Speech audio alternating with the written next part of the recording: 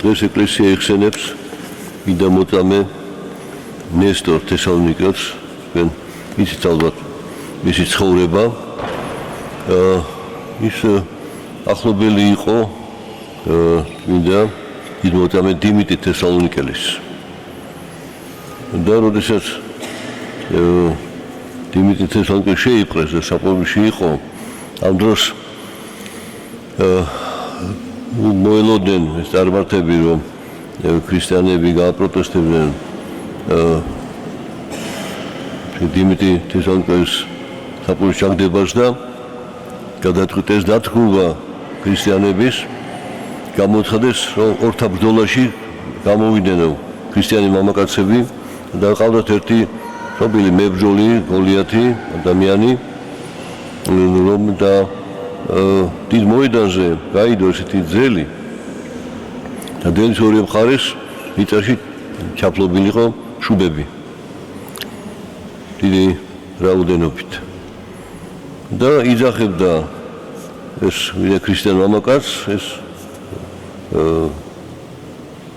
წარმართი გოლიათი ორთა ბრძოლაში და ცხადია ერეოდა და გადააგდებდა ხოლმე და შუბებზე წამოეგებოდა და საჯაროდ ხალხის წინაშე ესე ამცირებდნენ ქრისტიანებს. მაშინ ნესტორი მივიდა საპყრობილეში დიმიტრისთან და უთხრა, დამლოცეო, მაკურთხე, შენ ემზადები მოწამეობრივი გვირგვინის იმსახურება და მე შევებრძოლები იმასო. ხოლ შენ ჩემთვის ილოცეო. ეხლა ესეც მებრძოლი იყო ნესტორი, ესე ძლიერი იყო ფიზიკურად, მაგრამ თავის ძალას არ ენდოდა მოწამეობის გამზადებულ ასევე მებრძოლს, მეომარს დიმიტრის თხა დამლოცე და მაკურთხეო. არა საკუთარი ძალით, არამედ თანადგომითა, ქრისტეს წამებულთა ძალით. შეიძლება ეხლა გავიხსენოთ, რომ ღირსი მამა იონე ზედაზნელი ზედასტარზე ავიდა, სადაც იქ იყო საკერპო და ბომონები იდგა და წმინდათა ნაწილები შეიმოსავო. იცოდა, რომ იქ ბრძოლა იქნებოდა ამ ბოროტის სულებისგან და ამ წმინდა ნაწილების გამო ვერ ეხებოდნენ მასო. აი დიდი მოღვაწე იყო იონე ზედაზნელი და ისიც თავისას არ ენდო. რომ თვითონ შეძლებდა ძლევას, იმიტომ რომ როგორც დღევანდელი საკითხავი 60 ქულიდან გაუწყებს, რომ ჩვენი ბრძოლა არ არის ბრძოლა ის და ხორცთა მიმართ. ხო? რამე თუ ეს თესალონიკელის მიმართ ეპისტოლეს უფრო ეფესელთან უბოდიშკარით. რომ არამედ მთავრობათა მიმართ და ხელმწიფებათა სოფლისა მფლობელთა მიმართ, ბნელისა მის სატუთოისა სულთა მიმართ, უკეთურებისათა, რომნი არიან საშაქვეშეო. და იგივე დღეს მოისმენთ თქვენ ამბავი სასწაული იმ ეშმაკეულის გაკურნების და იქ ღორთა კოლტის ჩაგდება ზღვაში, გალის ტბა იგულისხმება. ხედავთ, საერთო რა არის აქ? რომ ბრძოლა ადამიანებთან კი არა გვაქვს ჩვენ, ვინც ამ დროს, არამედ აი იმ ბორცვულებთან, რომ ის ადამიანებიც არიან შეპყრობილი ბორცვულებით. იგივე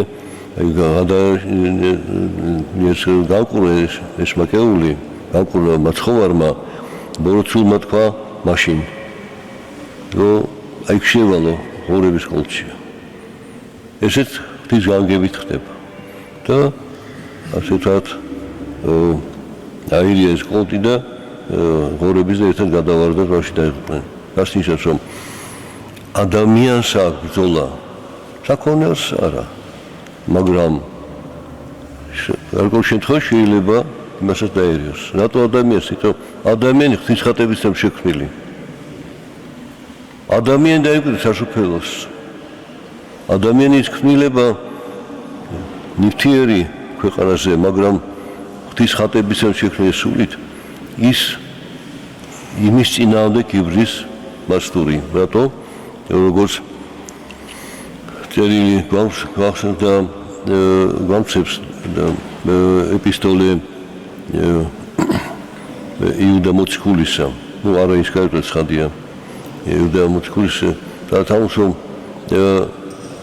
გარდამოგდებულია ესეც ქვეყანაზე ნიშმაკი.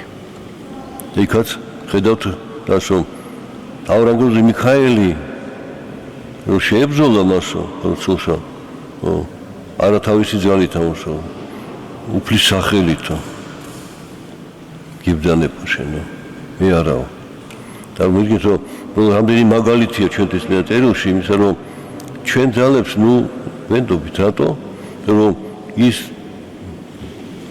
ზეცინა ქვეყანაში გადმოგდებული დიდი სულიერი ძალის ქონია მაგრამ მორუტი ძალის ათასნაირი ცდუნების და სასულის დაგების თუფალი არ შეგვეწია ჩვენ ვერ ვძლებთ ამას ამიტომაც ნესტორი მივიდა რომ დამლოცეო მაკურთხეო რომ მე ჩემი ძალით არა აი ჩვენ ერთადო შენ ჩემს ილოცე და შენ ლოცვას უფალი შეისმენს და მართლაც მან შეძლო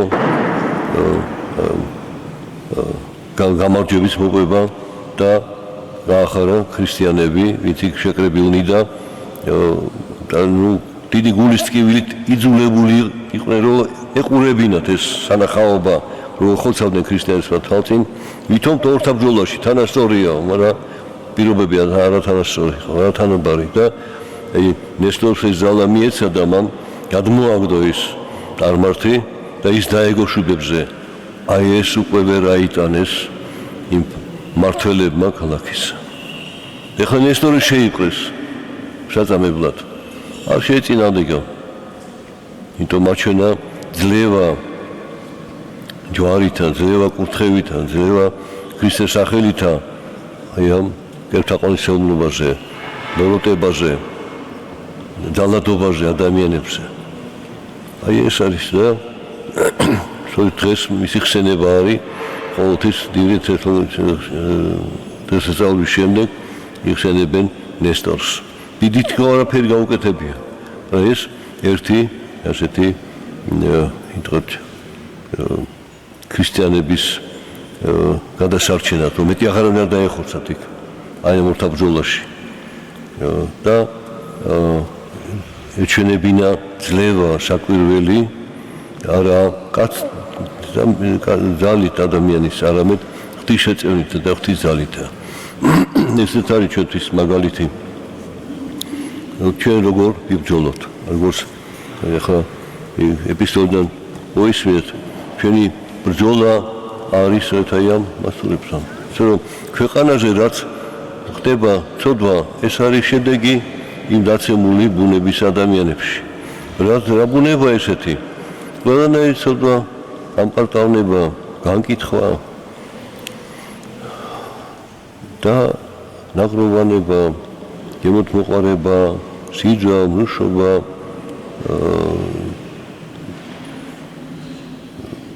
მრისხანება უამრავია და ამიტომ როდესაც უფალი ეუბნება ამ ბორცულს რომ დაიბუდა ადამიანში სახელი შენი მითხარი, შენი სახელი ლეგიონიაო. თუ მრავალნაირი ვარ ჩვენო, მაგრამ რატო იმ ადამიანს დაერია? და ამ დროს როცა განიდევნა მისგან, შვიდად დაძა წყნარად და ის სოფლიდან მოსული ხალხი იყო გაოცებული, რომ ვერ ერეოდნენ ადამიანური ძალით, უნდა ჯაჭვების შეკრება გაწყდა ჯაჭვები, თოკები გაწყდა, ყველას ეშინოდა. და კიდევ ერთი იყო სასტური, რომ ის სახლში კი არ ცხოვრობდა, გარეთ გათხრილი იყო პატარა ესეთი ნიშები, გამოქვაბულები, სადაც ასაფლავებდნენ ხოლმე და ზოგიერთი საფლავი მიტოვებული იყო, დავიწყებული და ცარიელი. აი ამ საფლავებში ბუდობდაო ეს. რატო? რომ მიცვალებულთა თქვათ დასასრულ ადგილებიდან თითქოს იქიდან გამოსული, ანუ უხილავი სამყაროდან, რომ იქაც ბოროტება არისო. რომ წმენა და საშუალება მომავალი საუკუნის ცხოვრებისა უფლის მიერ საშუალებისა გამქრალ იყო ხალხში. და რატო? იმიტომ რომ ის ხალხი ასე წელდა ღორის ჭამა აკრძალული ქონდა ჟულით და ღორებს ამრავლებდნენ ვისთვის. მეზობელ წარმართებს მიყიდდნენ. ღორების საშუალებით მაინც დიდებდებოდნენ.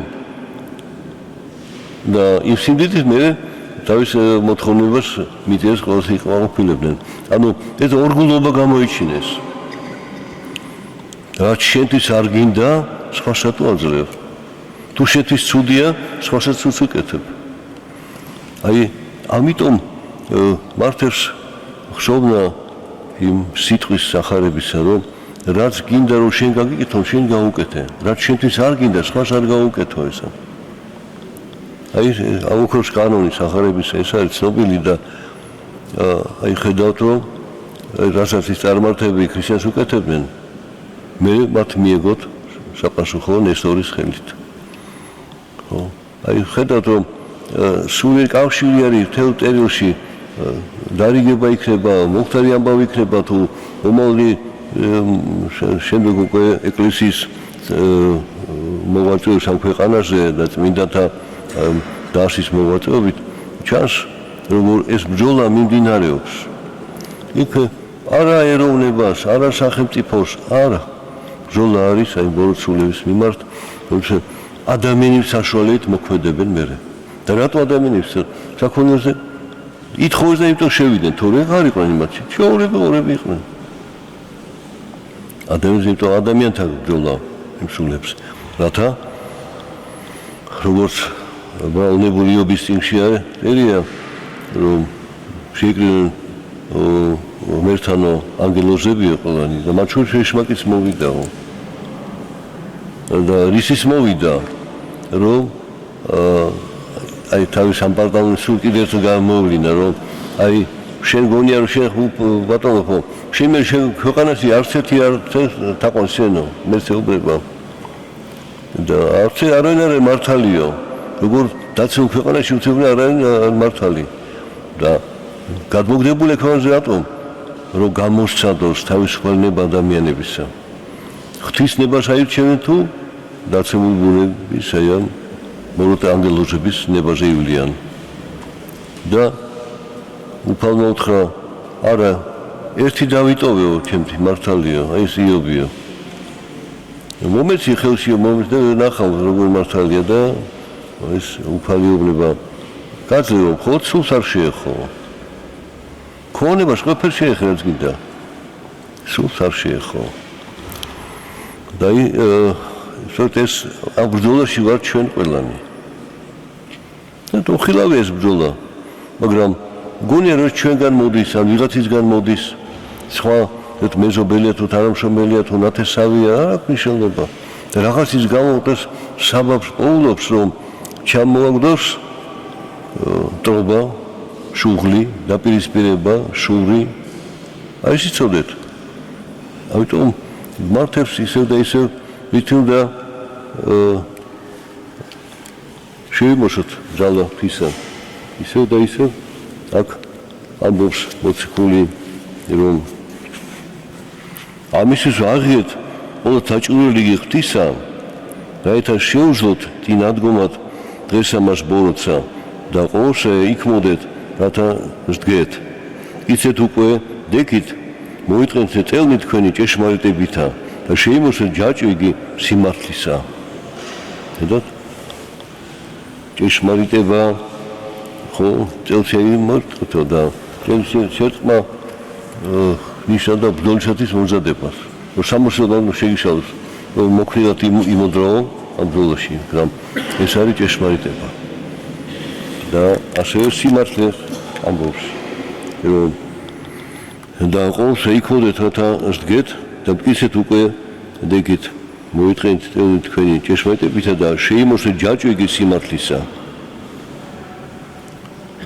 და რატო ეს ჯაჭვი იცით ეს იგი იყო საშუალება დაეცვა ჭილობებისგან მტრის რომ ის არ შეაღწიოს სხეულში და არ მოკლას ადამიანი. ეს იგი მაგრამ ჯაჭვის წარმოდგენა მოქსოვილი იყო ჯაჭვის პერანგები და ანუ სიმართლის სიბრძნე უნდა შეიმოსოთ.